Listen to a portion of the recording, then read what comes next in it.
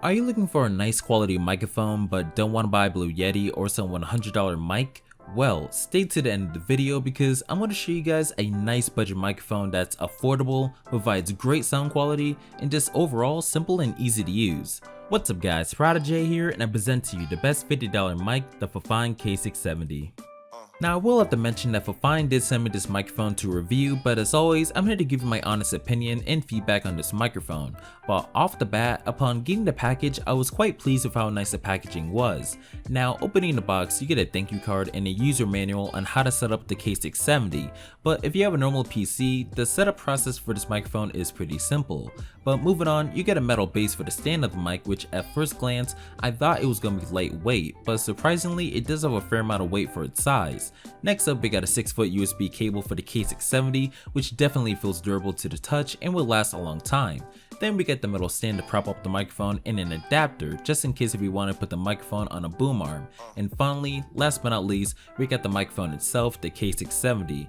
And for $50, this microphone has a really nice build, especially since it has a low profile design. And on the mic, there's a volume dial on how much sound you want to produce and a headphone plug in the back so you can actively monitor how you sound through the microphone. And I gotta say, I really like how easy it is to set up the K670, as all you gotta do is place the base wherever you want, screw the adjustable stand into it, and then finally screw the microphone onto the stand and you're basically done. But going back to the stand, you can adjust the height of it by unscrewing or screwing on the tubes that come in the box, and if you wanted to, you can adjust the tilt of the microphone so it's better positioned towards your mouth. But moving on to some of the specs, the microphone has a smooth flat frequency response of 50Hz to 15kHz, a 60mm diaphragm, and finally a cardioid pattern. And with these specs, the microphone provides a nice clear sound despite it costing $50. Now some of you guys may be thinking, ProdiJay, you're showing off all this stuff in the specs, but where's the actual sound test of the microphone? Well, if you're curious on how the mic sounds, you have actually been listening to it this whole time. But I will say that I have edited my voice a little bit by removing some of the background noise and equalizing my voice to add some bass and change the treble. But now I'm going to do a mic comparison test between how the K670 sounds with raw audio versus my edited audio. And just a quick mention, unlike my normal MXL 770 mic, I am not going to be using the software Voicemeeter with the edited audio of this mic, mostly on the fact that you can basically make any microphone sound professional with it no matter the price, and it drastically changes how the way it sounds. But now here's a mic comparison of the raw and edited audio. What's up guys, ProdiJay here, and this is the raw audio from the K670, and I have done nothing to this audio except hit record in Audacity and exported the audio as it is, and now I am typing on my keyboard, which is right next to the microphone.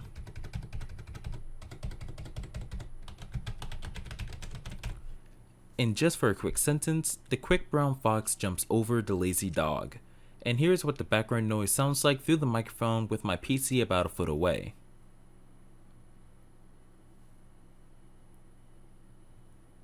What's up guys, ProdiJay here, and this is the edited audio from the K670, and I've only done some light editing with the audio by just removing some of the background noise and equalizing my voice a bit, as I want to show you guys what this microphone sounds like if it was edited slightly. But as always, I could have definitely made this audio better if I did more editing like compressing, normalizing, or using third-party apps like Voicemeeter to make it sound better. And now I am typing on my keyboard, which is right next to the microphone.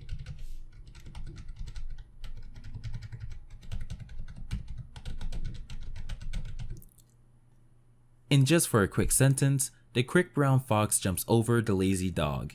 And here's what the background noise sounds like through the microphone with my PC about a foot away.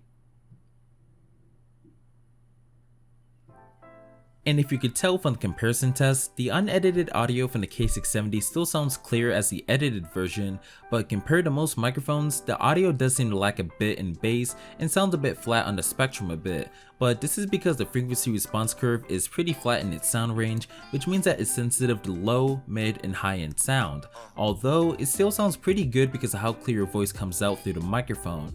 But if you edited your audio lightly like me, or even took your time and edited audio even more, you would be using more of the potential from this microphone. So now let me go over the pros and cons of the K670, As a pros, it's easy to use since all you gotta do is plug the microphone to your PC, let your PC recognize it, and you're done right there since there's no drivers for the microphone. I also love how low profile the design is, especially since the logo isn't super big, it has a black and silver color scheme, and just overall gives a clean look. Another pro that I like about this microphone is the fact that you can adjust the height of it by unscrewing the tubes to be shorter or whatnot, but I will note that it would have been better to have like a slider system for the stand, because then it would be pretty easy to go low to high by sliding the microphone up instead of screwing on each individual tube. I also like the headphone monitor feature on the K670, which I've never monitored my audio through a microphone before this until I tried it out a couple of times with this, but I will say that it can definitely be useful if you want to actively know how you sound when talking through the mic.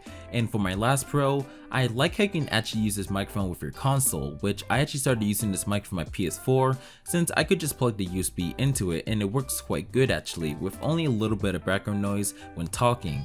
But other than that, those are my pros for the K670. As of cons for this microphone, there aren't too many I could say except that it was a bit hard to figure out how much I needed to turn the gain level knob for my mic, but after some tests with different adjustments, it only took me a few minutes to figure out what level suited me.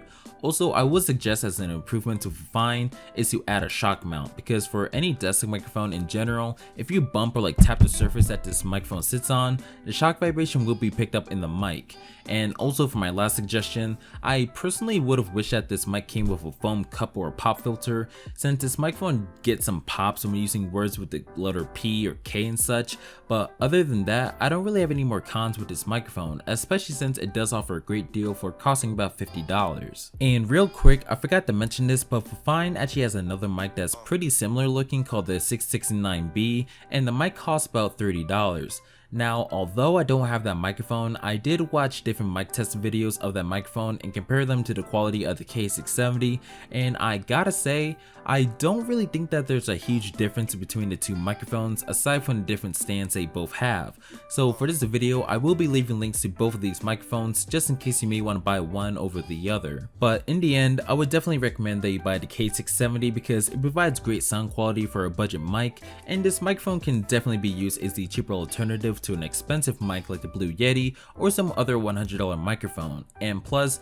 I would personally suggest that you consider getting the K670 instead of the Blue Snowball, since it does prove to be a competitive alternative. So if you're deciding on getting the Blue Snowball, you may want to consider getting this mic instead depending on your situation. But I think that's gonna wrap it up. Now, I hope you guys enjoyed the video. If so, drop a like and subscribe for more quality content like this, because I do plan on making more budget friendly videos. Also, if you guys can, comment down below your opinions on this microphone, if you like it or if you don't like it, and also comment what microphone you're using because I want to hear you guys have to say, because I do love responding to everyone's comments. But anyways guys, thanks for watching, and be sure to have notifications on so you won't miss any of my videos.